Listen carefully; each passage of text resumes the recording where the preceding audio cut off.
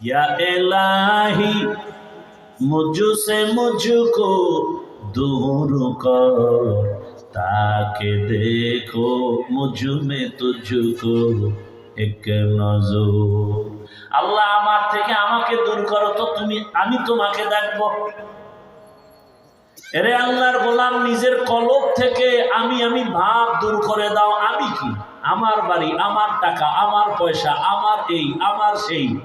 আল্লাহ কয় তুইও তো তোর না, কি আমিও তো, আমার ঘড়ি, আমার জামা, আমার মাইক, আমার স্টেজ। আরে ঘড়িটা মরে গেলে আরেকজনে হাতে দিয়া বলবে ঘড়ি আমার, জামাটা আরেকজনে গায়ে দিয়ে বলবে এটা আমার, আমার বাড়িটা দখল করে বলবে এটা আমার বাড়ি, বাবার না। তাহলে আমি যে কবরে থাকবো সেটাও তো আমার না। আমার যা বলি কিছুই না, আমিও আমার না। বান্দা তুমি কলবের ভেতরে আমি আল্লাহকে ঢুকাও। মুসা নবী বলেন আল্লাহ এমন একটা কালেমা শিখাও যা কাউরে শিখাও নাই। আল্লাহ বলেন তুমি মোহাব্বত করে কালেমা পড়ো, লা ইলাহা ইল্লাল্লাহ। মুসা নবী বলেন এটা তো কুরআন। আল্লাহ বলেন জানো না রে মুসা, এটার মধ্যে তো আমার কলিজার নাম ঢুকানো, ইসমে জাতের নাম লাগানো। এই নামটা যখন তুই ডাক দাও, ওরে রহমান বলে ডাকো, রহিম বলে ডাকো, লতিফ বলে ডাকো, আল্লাহ নামের মধ্যে যে এত মায়া লাগানো তুমি জানো না? আল্লাহ আল্লাহ শব্দ দিয়া কালেমা বানানো, এটা তুমি ভালো করে জিকির করো ভালো করে, আর জানো এটার পাওয়ার কত। আসমান জমিন সব যদি এক পালায় রাখো আর লা ইলাহা ইল্লাল্লাহ ভিন্ন পালায় রাখো, কালেমার পাল্লাটা ভারী হয়ে যাবে। করি না জিকির, এটা ভালাই দিছে পিসাব কান্দে, এই জিকির টিকির ভিড়ের কাম। হ্যাঁ, আল্লাহ বলেন তুমি যদি আমার নাম একা একা নাও, আমিও তোমার নাম একা একা নিব। তুমি যদি মজলিস মিলাইয়া একসাথে 10 জনে আমার স্মরণ করো, আমিও ফেরেশতাদের এক জায়গায় বসায় তোমাদের স্মরণ করব। তোমরা স্মরণ করবা জিকির আর ইবাদত, আর আমি স্মরণ করব মাগফিরাত আর রহমত। তুমি সেবা ইবাদতের দ্বারা আমাকে স্মরণ করো, আমি মাগফিরাতের দ্বারা তোমাকে স্মরণ করব। তুমি যখন আমার নামের জিকির করতে গিয়ে ঠোঁট নাড়াও না, হাদিসে কুদসি আল্লাহ বলেন আমি পাশে থাকি আর শুনি। হাদিসে কুদসি আমার নামে তোমার ঠোঁট নাড়াবা আর আমি থাকবো না, আমি যাব কই? আমি যাব কই? আমার ছেলে নাই যে ছেলেরে দেখতে যাব, মেয়ে নাই মেয়েকে দেখতে যাব, স্ত্রী নাই, আমি একা। ওয়াহদাহু লাম ইয়ালিদ ওয়া লাম ইউলাদ, আমি আল্লাহ কাউকে জন্ম দেই না, কারো থেকে জন্ম নেই না, আমি এক। আল্লাহ কয়জন? লাম ইয়ালিদ লাম ইউলাদ লাইকাস বলে দো মাউলুদেরা খালেকাস। আল্লাহ তাআলা বলেন আমার কেউ নেই, মা বাবা ভাই বোন কেউ না, আমি একা। তবে আমার মোহাব্বতের কিছু জিনিস আমি বানাইছি যেটাকে আমি মোহাব্বত করি। ফেরেশতা কয় না, জিন কয় না, কারা? মানুষ। কারা? মানুষ। আমি আল্লাহ তোমাদের বড় আদর করে বানাইছি। কেমন আদর জানো? তোমারে বানাইয়া মায়ের গর্ভে রাখছি, তখন তোমার ওজন 1.5 থেকে 2-3 কেজি, সাইজ 1 হাতের বেশি না, কথা ঠিক? কিন্তু তোমার এই ছোট্ট প্রাণীটাকে বানাইতে 6 মাসের বেশি টাইম লাগছে। আর বিশাল 7টা আসমান 7টা জমিন বানাইছি কয়দিন? ফি সিত্তাতি আইয়াম, কয়দিন? 6 দিনে বানাইছি বিশাল আসমান বিশাল জমিন। তোর মতো ছোট বাচ্চাটাকে বানাইতে এত টাইম লাগলো কেন? ভালোবাসার মোহাব্বতের জিনিস তৈরি করতে অনেক সময়ের প্রয়োজন হয়। আবার তোরে টাইট বানাই নাই, তোরে বানাইছি নরম। অখলিকাল ইনসানু, আমি পুরো দুর্বল করে বানাইছি, তুই হাঁটতে পারো না, কথা বলতে পারো না। আবার এখন যাও শক্তি, সব দুর্বল শক্তি। খানার বেলায় দুর্বল, ঘুমের বেলায় দুর্বল, মেধার বেলায় দুর্বল। এক কথা আমাদের মতো দুর্বল কেউ নাই। পিপিলিকার কাছেও দুর্বল, মশার কাছেও দুর্বল। আল্লাহ বলেন, বান্দা আমি তোরে বেশি আদর করি, এজন্য তুই যেন আমাকে ভুলিয়া না যাও। ফজরের সময় তোরে মুয়াজ্জিনের দিয়ে ডাক দেওয়াইলাম, আসসালাতু খায়রুম মিনান নাওম, ঘুমের চেয়ে নামাজ ভালো, আর তুমি ঘুমাইও না, ঠিক মতো পড়িলে নামাজ জান্নাত তোমার ঠিকানা। একটুখানি নেকের তরে রোজ হাসরের মাঠেতে, বাবা ঘুরবে ছেলের পিছে, ছেলে বাবার আগেতে।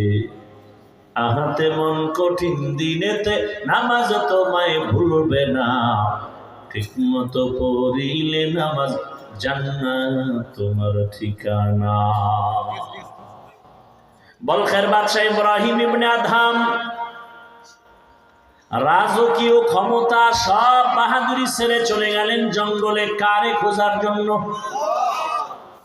আল্লাহকে তালাশ করেন, কই দুনিয়ার সব পাইছি, আসল মালিকের পাই নাই। সূর্য জমিন আসমান সব পেলাম, বাড়ি গাড়ি পাইলাম, কিন্তু এগুলো আমারে কে দিয়েছেন সে মালিকের পাই নাই। এত সুন্দর কণ্ঠ দিয়া বয়ান করি, কণ্ঠ কে দিয়েছেন এখনো তাকে চিনতে পারি নাই।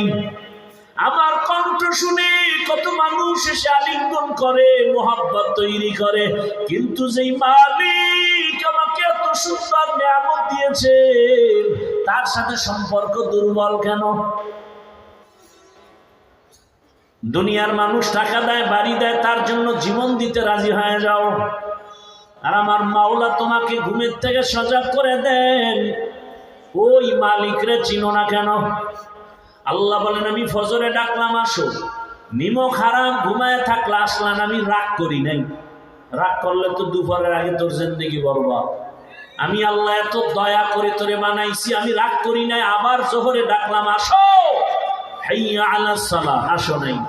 আবার আমি আসরের সময় ডাকলাম আসো, হাজিরা দাও, আসরেও পেলাম না। আবার মাগরিবে ডাকলাম আসো, মাগরিবেও আসো নাই। এশায় ডাক দাওয়াইলাম, মুয়াজ্জিন আবার ডাক দাও, মুয়াজ্জিন আবার ডাকলেন হাইয়া আলাল ফালাহ, আসো নাই। 5 বার ডাকছি, আসো নাই। অথচ আমার দেওয়া সূর্যের আলো, পানি, ভাত, মাছ সব আমার, খাইয়া লইয়া আমার ডাকে আসলি না। আমি রাগ করি নাই, এবার আমি নিজে রেডি, তোরে ডাকতে আসতেছি। আল্লাহ নিজে ডাকার জন্য আসতেছেন। কখন আসেন? প্রথম আসমানে আসেন প্রতি রাত। কারে ডাকতে আসেন বলেন না? আল্লাহ প্রথম আসমানে আসেন আপনাদের আমাদের ডাকার জন্য। 5 বার মুয়াজ্জিনের দিয়ে ডাকাইছে, তুমি যাও নাই। এবার আমার আল্লাহ প্রথম আসমানে এসে ডাকছেন, আলা মিন মুস্তাগফিরিন ফাগফির লাহ, কে গুনাহ করেছো একটু সজাগ হয়ে ওযু করে সিজদায় পড়ে আমি আল্লাহকে একটা ডাক দাও। যদি বলতে পারো, ও দয়ার মালিক, জীবনে গুনাহ কম করি নাই, হাতের গুনাহ, চোখের গুনাহ, জবানের গুনাহ, অন্তরের গুনাহ, গুনাহ আর গুনাহ। মানুষ জানে আমি হাফিজুর রহমান কত বড় ভালো বক্তা, কিন্তু আমার মাওলা কয়, আমি জানি তোর হাতটা নাপাক। দুনিয়ার তোর মাও জানে না, বাবাও জানে না, তোর ভাই বোন, স্ত্রী, সন্তান কেউ জানে না তুই কি পরিমাণ অপরাধ করেছো। কিন্তু আমি আল্লাহ জানি গুনার কারণে তোর চোখ না পাক, তোর হাত না পাক, তোর জিহ্বা না পাক, তোর অন্তর না পাক। আমি আল্লাহ এই অবস্থায় তোরে আজরাইল দিয়ে পাঠাইলে জাহান্নাম ছাড়া উপায় নাই। আমি চাই না তুই জাহান্নামে যাবি, কারণ জাহান্নাম এমন ভয়ঙ্কর, 1 সেকেন্ডের শাস্তি সহ্য করতে পারবি না। কারণ আমি বানাইছি তোরে নরম করে, দুর্বল করে। আমি আল্লাহ এত আদর করে বানিয়েছি, সূর্যের গরম সহ্য করতে কষ্ট হয়, আমি আল্লাহ পাক এই সূর্যের আলোর থেকে আরো কত কঠিন তাপ হবে জাহান্নামের আগুনে, সহ্য করতে পারবি না। এজন্য আমি বারবার আমি আল্লাহ ডাকতেছি, তওবার দরওয়াজায় ফিরে আসো। ইয়া ইবাদিয়াল্লাযীনা আসরাফু আলা আনফুসিহিম লা তাকনাতু মির রাহমাতিল্লাহ ইন্নাল্লাহা ইয়াগফিরুয যুনুবা জামিআ ইন্নাহু হুয়াল গফুরুর রহিম।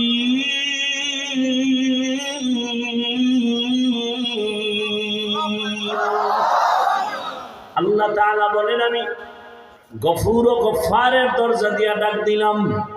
পয়গম্বর মুসা আলা নবিয়িনা ওয়া আলাইহিস সালাতু ওয়াস সালাম আল্লাহর কাছে আরজি পেশ করেন, আমার মালিকের কাছে কান্না বড় দামি এক সম্পদ। আল্লাহর আযাবের ভয়ে পাথর কান্না করে, এরে আল্লাহর গোলাম, দুনিয়া কিছুই না, কিচ্ছু না, মশার দাম আছে, দুনিয়ার কোনো দাম নাই।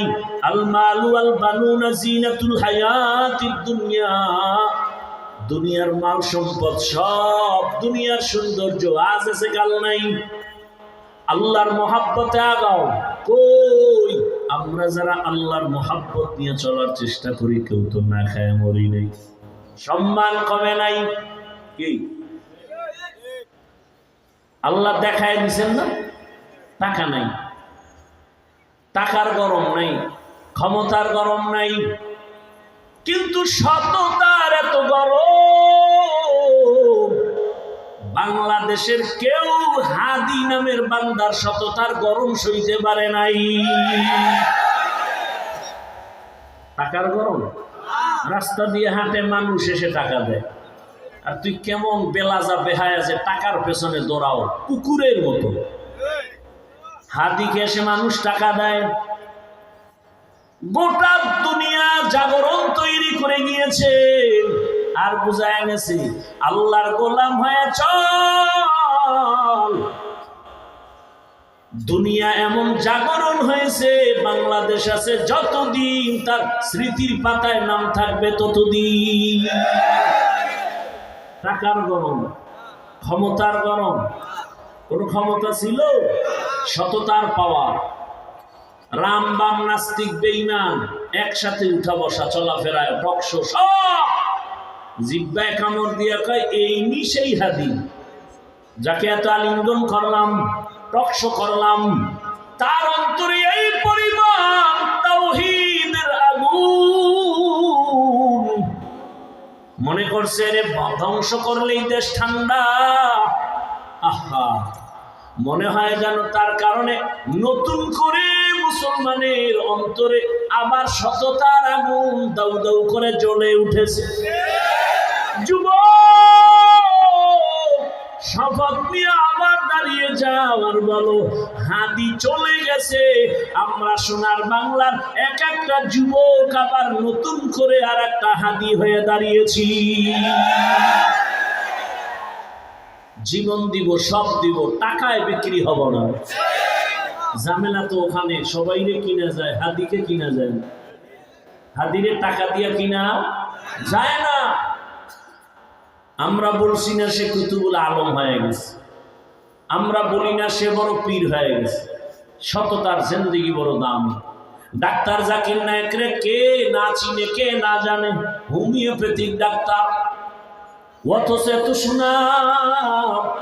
টাকার কারণে না, ক্ষমতার কারণে না, সুন্দর চরিত্র, নৈতিক আদর্শ। এরে আমার যুবক বাবারা, টাকা তোমার পেছনে দৌড়াবে, তুমি আদর্শবান, শিক্ষিত, চরিত্রবান সন্তান হয়ে দাঁড়াও। ডাক্তার হবা, গোটা দুনিয়া তোমার পেছনে। ইঞ্জিনিয়ার হবা, গোটা দুনিয়া তোমার পেছনে। তুমি কেন জীবনটাকে নষ্ট করে ফেলতেছ? ইব্রাহিম ইবনে আদহাম রাজা, সব ক্ষমতা সব বাদ দিয়া সালার চট গায়ে দেয়, সেরা কাপড় গায়ে দিয়া জঙ্গলে দৌড়ায়। কাকে তালাশ করে? সব পাইছি, কারে পাই নাই? মেয়ে ছেলে সব পেয়েছি, কিন্তু এগুলো দিল কে? তারে তো পাই না। তালাশ করতে করতে দৌড়ায়। আল্লাহর বান্দা সমুদ্রের কিনারে বসে আল্লাহর নামের জিকির করে। হঠাৎ বহুদিন পর ওই বলকের ভিন্ন প্রশাসনের লোকেরা সকালবেলা গেছে সমুদ্রের পারে, বিকালে ঘুরে গিয়া দেখে সেই রাজা ইব্রাহিম সমুদ্রের পারে বসে কি যেন তসবিহ টানে। ডাক দিয়া কয়, হযরত, দুনিয়ার সব সিংহাসন ছেড়ে এখানে বালুর মধ্যে বসে আছেন, সমুদ্রের পারে কি পাইছেন? আমি এখন যা পাইছি সারা দুনিয়া দিল এগুলোর সমান হবে না। বলে কি পাইছেন? দেখবি কাহা। হাতের মধ্যে একটা লোহার সুই সমুদ্রে ফেলে দিলেন। সমুদ্রে ফেলে দেওয়ার পরে কয়, সমুদ্রের প্রাণী, আমার সুইটা আবার ফেরত আমার হাতে দে। হাজারো হাজারো মাছ লোহার সুই না স্বর্ণের সুই নিয়ে সামনে হাজির। ইব্রাহিম বলে, স্বর্ণের সুই না, আমার সেই পুরাতন লোহার সুইটা ফিরাইয়া দে। সবাই তাকায় দেখে ভিন্ন একটা মাছ লোহার সেই পুরাতন সুইটা নিয়ে ইব্রাহিমের সমুদ্রের কিনারায় হাজির হয়ে গেল। ইব্রাহিম কয়, তাকায় দেখ দুনিয়াওয়ালারা, আমার দুনিয়ার মানুষের কথা টাকার কারণে, স্বার্থের কারণে মানুষ শুনে, আর আল্লাহ এমন বাদশাহী আমাকে দান করেছে, সমুদ্রের প্রাণী পর্যন্ত আমি ইব্রাহিমের কথা শুনে।